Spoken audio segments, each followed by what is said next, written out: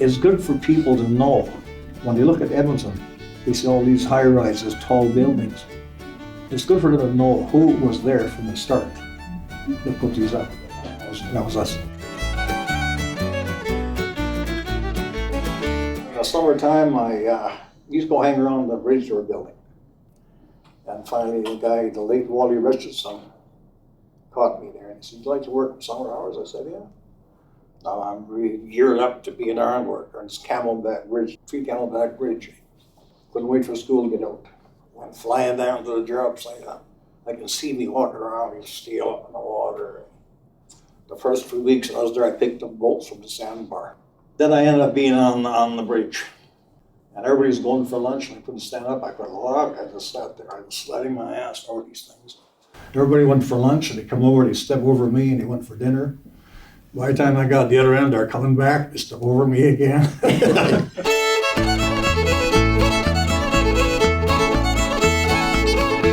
That was the CN Tower, and I ended up with Rabu's Vic was there. We started talking, and "So you want a job?" I said, "Yeah." And that's where we all started, the CN Tower. That's where iron started. I followed Bill around, Bill Daniels. Me and him worked together lots. And I used to like working with him in the wintertime because he had really warm hands. I would trade him gloves every half an hour. The Daniels, there was a few Daniels on there, and we kind of hung around together a little bit, and then we all ended up working there. I was over at his friend's place, the Revards, and they hired me on to work on the CN Tower. And that would be in 1964. And I worked there for a while, and Paul Revard got killed. And after that I left, and then I come back later on in the job. We worked pretty hard, I think, for young guys like we were. I think I was 20 when I started there. Wasn't very old. I was only 16 or 17. And I went, and they just kind of laughed. They didn't think I'd be able to do it, but I did it. I think you recruited each other because you knew who you were hiring. You know how good they can work. You know the whole person. You know who they were. 95% of McCurdy Steel, let's say, was Métis. Yeah, we were called McCurdy's Indians. And if you wanted something done, we'd get out there and we would get it done. Well, we ran from morning till night.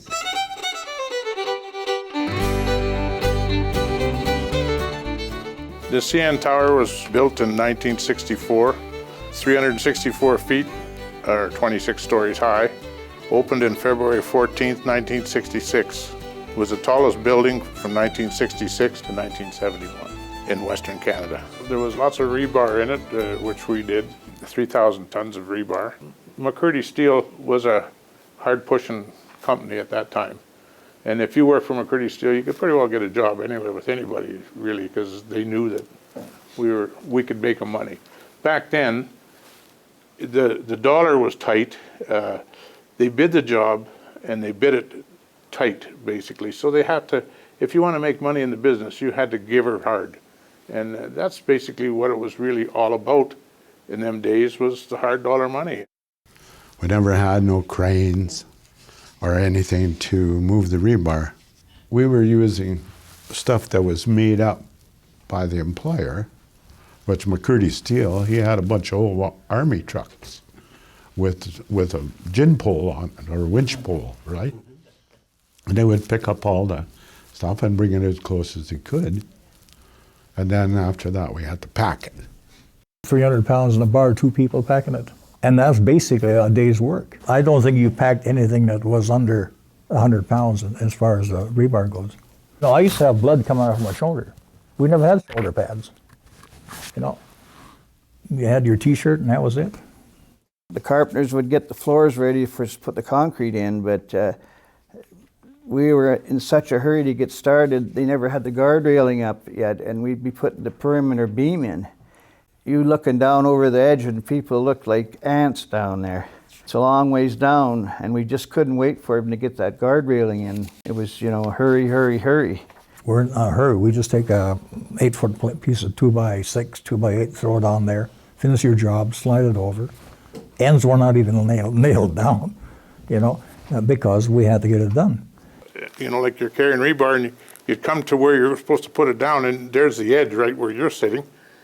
And the wind was blowing you so hard from the back, hit the deck, boy. You just get the bar down and hit the deck. It was something it was in your blood. It's something you like to do, eh? So no matter what circumstances, you're going to do it anyway. And of course, the dollar at the end of it brings you in like a carrot and a stick. Like I started the CNT, I was getting 98 cents an hour. And after by the time we got the tree level 3, and we're $1.23. My starting wage was $1.23, I think. But you could buy more of that them days than you could with $20 nowadays. By the time we got halfway up, maybe to 10, way up there, what we ended up with a big rate, $5.25 an hour we ended up with. The unions were the people that brought our wages. It helped lots of people, And then, like for us especially. For me going to work, I didn't have to tell them I'm 80. It's with the union, you just went there. You were a number, you come out of the hall, you went there, that was it. Pension, like I'm collecting a good pension now, and any drugs or physical therapy, chiropractor, that's all paid for by the union.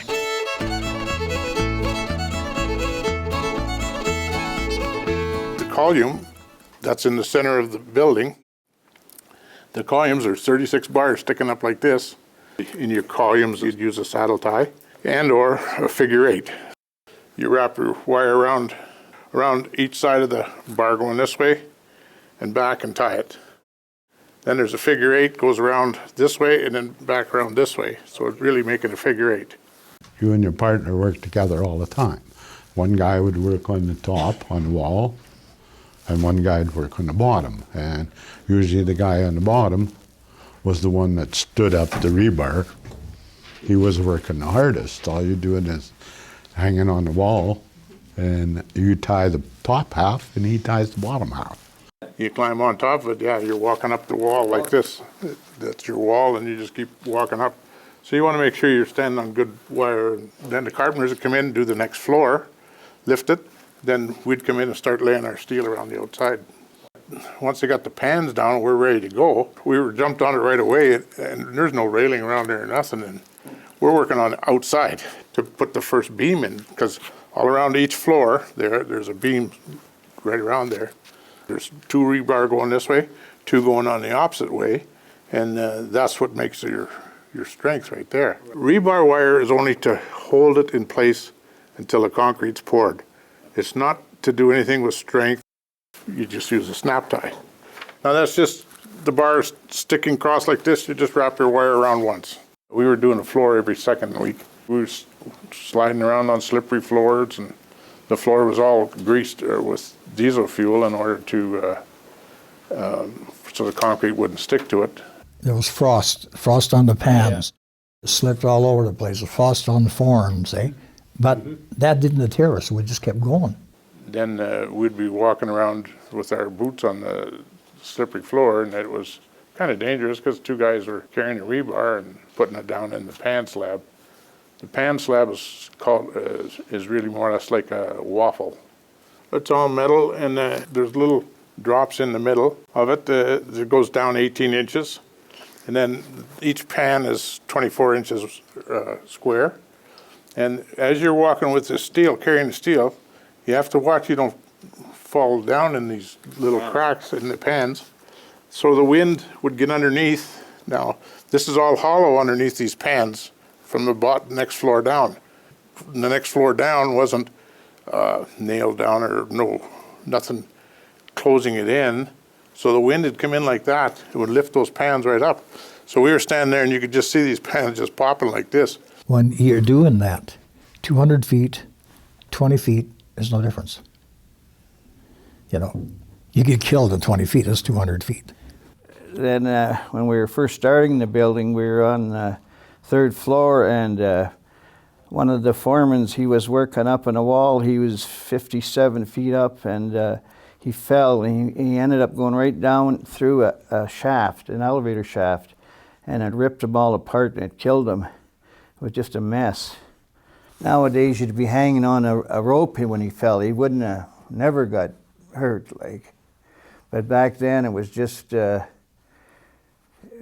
very, very dangerous the way things were done. No safety equipment. See, we didn't have the luxury of steel-toed boots, safety belts, nothing. Not even snap-on hooks. We made our own. Yes, this is our safety hook on the CN tower. This used to hook in our belt, and we'd hang off the pilasters at the back. It was easy to make. You could make it in 5 minutes right on the site, and you just open up your belt, put it in there, and away you go. You have to have fear. If you don't have fear and respect for a building, you're going to get hurt. So once the unemployment office told us to take these people, we'd take them up there and the people would walk out, you know, like for us it was like walking on sidewalks. But for them, even a wide beam would be, I don't know how it looked in their eyes, but they'd walk out there and then all of a sudden they'd sit down because they realized where the hell they were. And you couldn't budge them. We'd go out and one guy, the biggest guy, would go behind him, right? And grab onto him. And then the other guy would smack him in the onion, right? And it would knock cold, and then we'd bring the cage up and we'll put him in the cage and then take him back down to the ground. The danger part, it was just part of the job. My brother fell from a bridge in Fort Vermilion and got killed. Brother Vic fell in Vancouver and got killed. So I lost two of them and numerous friends that fell and got killed. But in my family, there was two that fell from buildings and got killed. One fell from a bridge, one fell from a tower in Vancouver. He landed on rebar, went in here, and came across and went dead center of his heart, come out this side. When Paul fell down there, he was working with two guys that were twins, and they were in the elevator shaft at the time Paul fell, and they both, I think, ended up in the insane asylum because they were the first ones down to see Paul stuck on the rebar and stuff. But lots of times that we done tons, we knew it wasn't safe, but we done it anyway, right? Because if you didn't do it, it didn't work. It just, that's the way the people were. And the worst part, you know, you give them all your body for a year, 2 years doing all this work. When the job is finished, there's no recognition for you at all. Nothing. You always had a date set aside for death. You didn't know when you're going to come down. You didn't know when you're going to fall. And you lived with that. So when you went to the bar, you had more fun. At the end of the week, and we go to the hotel, get in a fight, clean out the bar, and the owner would kick everybody else out but us. And when you look at the devil may care attitude, and I think that kind of existed in everybody right from the start. You know, caution to the wind, because you got paid for doing this. And this whole lifestyle of, I'd say the majority of the Métis people is a devil may care attitude. We didn't work all weekends, but that was our time to relax. And by relaxing, we used to go to jackpot rodeos and ride the rodeo. Yeah, you show up and pay your entry fee, and it was only $20, $30. I just rode bareback, you know. Riding with the bareback, you're holding on with one hand. I got hung up in the rigging, and I couldn't get off. Where I fell off, I got bucked off, and the only way that my hand come free is when the horse stepped on my face and pushed me away. Didn't make any money in it, but sure had a lot of fun. Sometimes we would travel, 100 miles just to go to the rodeo and get on the horse for 8 seconds, and that was it. Then we'd go party.